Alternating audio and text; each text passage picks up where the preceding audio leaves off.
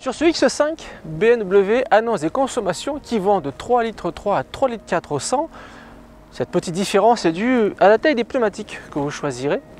Dans une période où on s'aperçoit qu'il y a une déconnexion entre les consommations annoncées par les constructeurs et celles que l'on peut constater tous les jours, eh bien on va vous montrer qu'avec ce gros SUV, on peut faire entre 0 litres au 100, 7-8 litres en conduite normale et beaucoup plus si vous êtes énervé. Alors la question, comment fait-on pour faire 0 litres au 100? BMW a apporté une solution.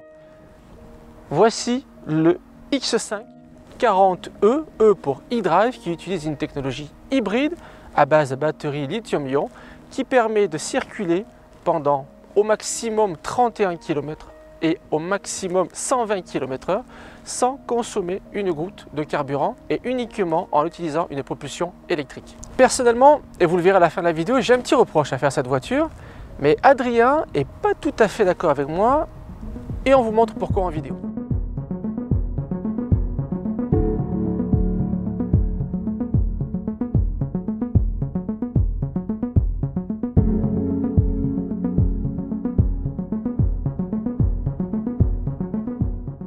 On est donc à bord du X5 en version 40E hybride.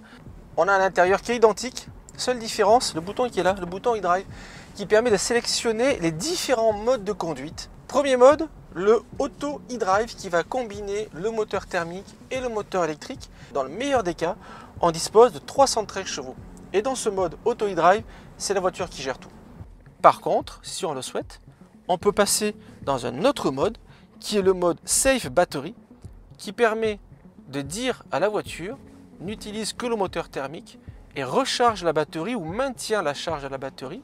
Ce système par exemple est idéal lorsqu'on revient d'un trajet autoroutier, qu'on entre en ville et qu'on souhaite disposer à ce moment-là de la meilleure autonomie possible pour circuler sans émettre 1 g de CO2 en agglomération. Troisième et dernier mode, le mode Max e-drive qui va utiliser uniquement la propulsion électrique. Pour arriver à ses fins, BMW a mis en place une technologie qui a recours à des batteries lithium-ion. Il y a 160 kg de batterie et la question que je me pose et que je pose à Adrien, c'est au niveau du comportement, Adrien, qu'est-ce que ça implique pour cette voiture? Alors comme on s'y attendait, le X5 40E est moins dynamique que ses homologues purement thermiques. Bon après, il y a 313 chevaux, c'est quand même suffisant par rapport au poids de la voiture pour une utilisation quotidienne. Mais c'est vrai que du coup, le pack des batteries placé à l'arrière à mi-hauteur empêche BMW de proposer ce véhicule en version 7 places. On peut avoir 5 places maximum. Mais en plus de ça, ça empiète sur le coffre. On a un coffre qui est un peu moins grand que celui d'un BMW X3.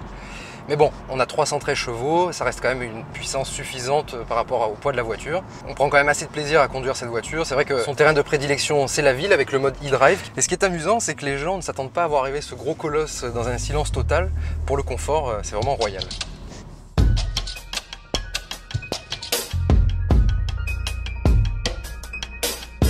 Au final, vous l'aurez compris, ce X5 nous plaît beaucoup. Il offre la possibilité de circuler sans émettre 1 g de CO2, par exemple, en allant tous les jours travailler avec, à condition de faire moins de 30 km aller et retour.